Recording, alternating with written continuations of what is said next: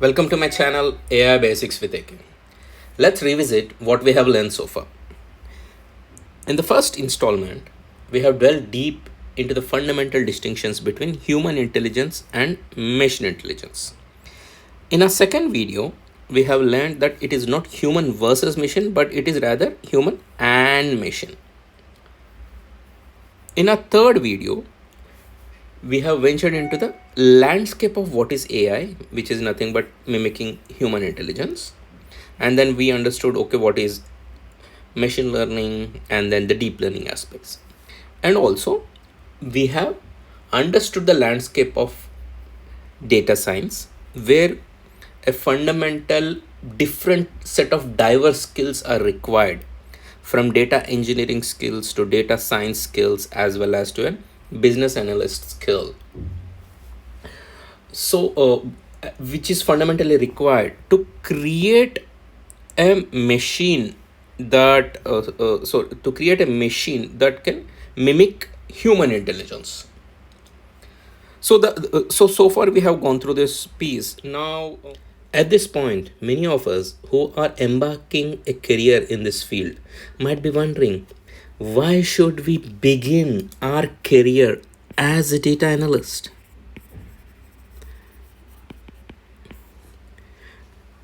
Because, as we have seen in the previous video, a data science has a diverse set of field, right? Like from data engineering field, in between there is a data science, and then and then there is a business analyst role, right?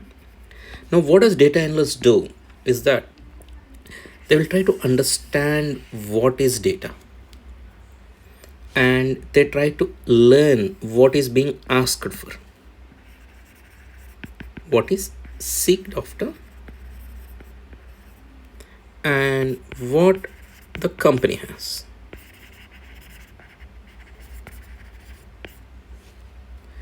Maybe it can be industry as well. So in this way, a data analyst fundamentally tries to learn the domain or the lay of land of his current role to do some value addition analytics. Still, many of us would ask, why data analyst when I want to become a data scientist? Let me just directly get into that sexy stuff of doing the data science and modeling and etc. But let's wait. So first, let us understand the domains as well as the different verticals. So you might be knowing domains like, say, manufacturing, retail, finance, logistic industry. I'll write it with a separate heading. This is a high-tech industry, like, say, Facebook, hospitals, telecommunications, media, etc. I'm putting in one industry. It can be government, it can be consulting industry. I'm just putting both of them under one. At this point of time, it can be like astronomy, life sciences. Because of space, okay, I kept it astronomy, not astrological, astronomy. And there are several other domains as well, but yeah, let us restrict to the prominent domains where the majority of the jobs come from. And there are several verticals, like say for example, in a retail company, in a manufacturing company, in a finance company, there are separate verticals. There can be some core vertical where the core expertise of the domain resides, and there will be some finance or costing vertical at this point of time, and there can be a supply chain, there can be an operations, there can be an HR, there can be a sales, marketing, and IT. So all companies or these domains, to particularly remain profitable, they have their own core expertise or core pieces that they do. So like, say for example, manufacturing, they create products, right? Retail, they create experience, they create financial products, and they create delivery. Here, the most important piece for the high tech is what they create some algorithm. Let us assume, since we are dealing with data science, assume it is a data science algorithm. Similarly, several others like hospitals, they actually deliver our lives, right? And maybe it is a pharmacy, still they deliver some experience as well as products. Similarly, OTT media and etc. Now, as the technology and the core functions has combined, so there has been joint domains that also has got created, like finance and high tech has created something called as a fintech. And say for example, the retail, logistic and high tech got combined, maybe has created some companies like food delivery apps. But to be fundamental, to create a value addition, like other than the um, valuation, that is a different aspect. Like you create a next best algorithm, the which might attract future customers. Maybe that algorithm can be a high valued, or solution or business model can be an high valued. That is a different valuation piece which we are not discussing here. We are trying to understand the value by selling these core products or delivering these core products to the consumers. We get the value, right? Like we sell something, we get something. Say for example, I might be delivering this audio, okay, through a high-tech medium like YouTube, but maybe till I have subscribers I don't get money, maybe, or else till I have a YouTube ads delivered I don't get money to these pieces. It means there has to be some core product that has to get attached to all these aspects. Now since understanding that aspect, so how does the core product function well traditionally if there is no data science? So there are several support functions.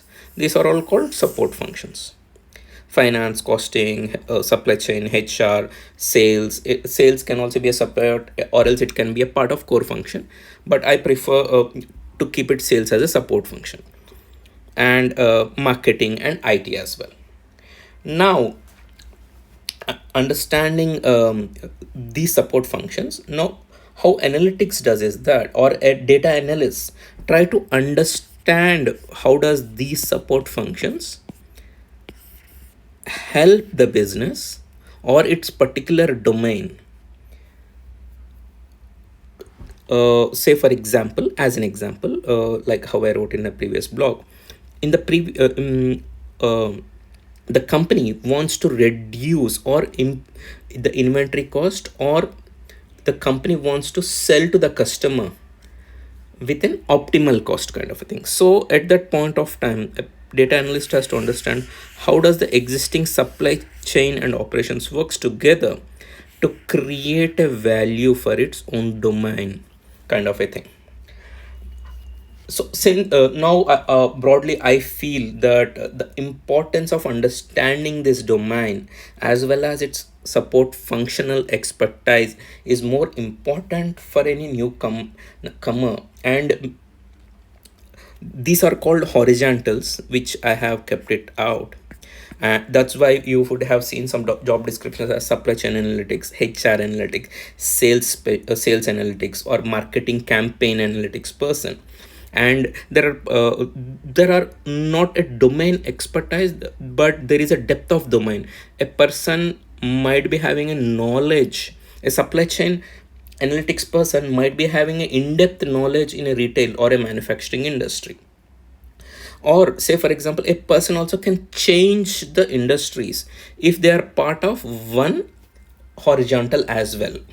Also, if a particular data scientist sticks to a one domain, he can also cover all the horizontals from supply chain to HR, sales, because the company also wants a holistic solution, not just one horizontal solution, because for the company it is an all functions put together has to help to the business.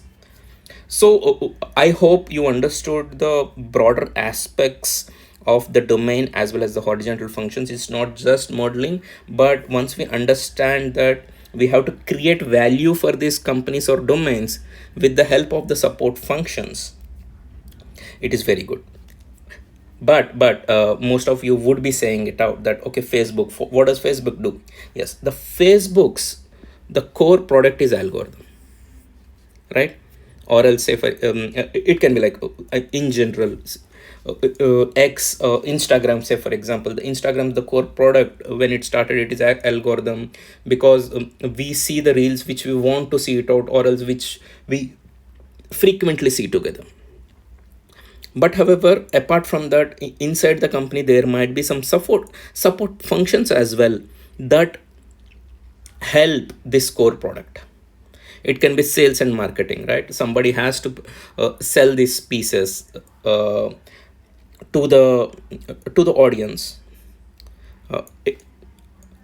When the Swiggy has started or Zomato has started, it has a beautiful algorithm by linking all the food chains, uh, and it can understand, okay, whether this restaurant has that food or restaurant doesn't have that food.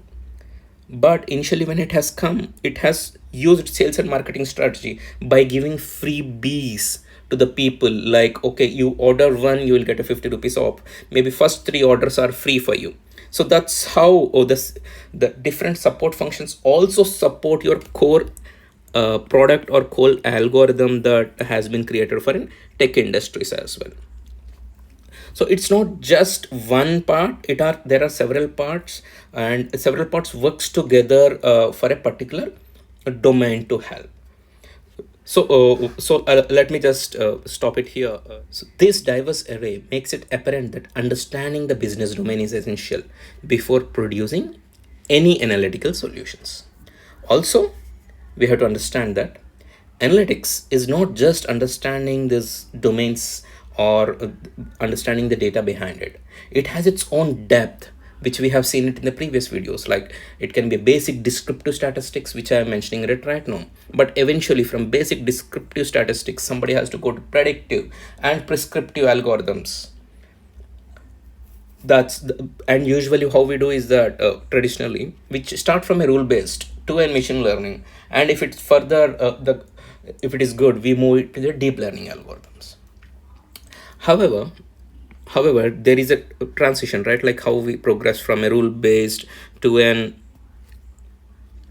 deep learning algorithm. So during this phase, most of the scenarios, except in the high tech industries, 50% in the people I have seen it out, lose interest because they are not involved in the sexy stuff of doing data science. Because they are not doing the sexy stuff of data science, they lose interest. The good part is that, okay, the 20% who are constantly strive to do this piece, they move to the high tech industries like Uber, okay, like or Facebook, Tesla, Amazon, etc. But yeah, but it does, all these companies doesn't give for the 100% of the data scientists, isn't it so? Now, what there are other 20% within the same company. The other 20% means the 70%,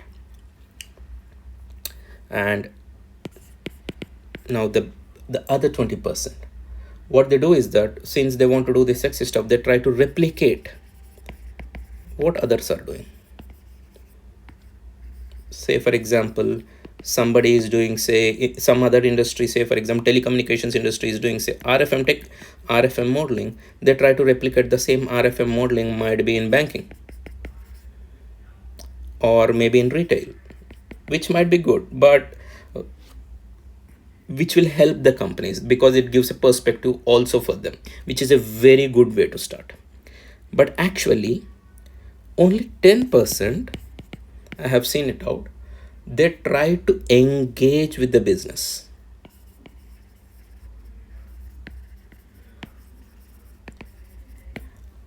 Comprehend the operations, because understanding the operations is also important, because every solution that gets implemented, the data scientist also understand how it is getting implemented if he is working inside the company.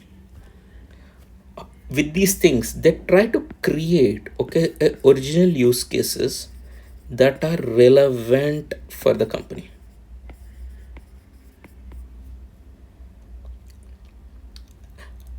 This will create much more a larger impact. But as I said, okay, if the few people does and everybody follows it out, like even it is like our bell curve, right? Only the top 10% has the high performers, a kind of a thing. So that's more about I'm trying to showcase it here.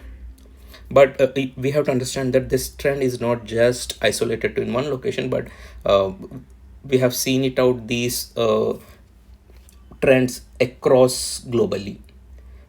Maybe I'll just pick a dialogue from Dan Ariely's statements, where he said that everybody says that everybody is doing data scientist and it is like a teenager sex. Maybe I could not replicate his exact dialogue, but that's what he has meant. Yeah, so I recollected it just now. So data science is like a teenage sex, like everybody says they are doing it, but they don't actually do it. Yes, I got it. So let me just go back to the roots. Like when the business has started to embrace analytics, maybe a decade ago, especially in India, the idea is to harness the vast amounts of data that the company has. Maybe the big industry, the companies had it, or else maybe creates data for future decision makings. That's where the inculcation or embracing of analytics has started. So what I feel is that if the youth, okay, maybe if they have 50% of the youth are actually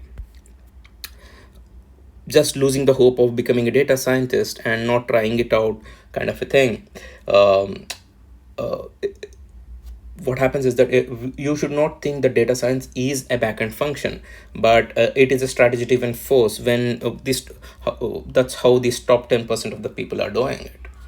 So I would leave with the thought is that the future of also analytics and how analytics function shapes within the organizations is actually in the hands of the younger generation right now, who are starting this career.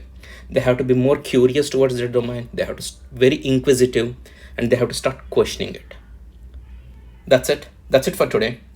I hope you find this video very insightful, and don't forget to subscribe, share, and leave your valuable comments. Bye bye. Thank you a lot.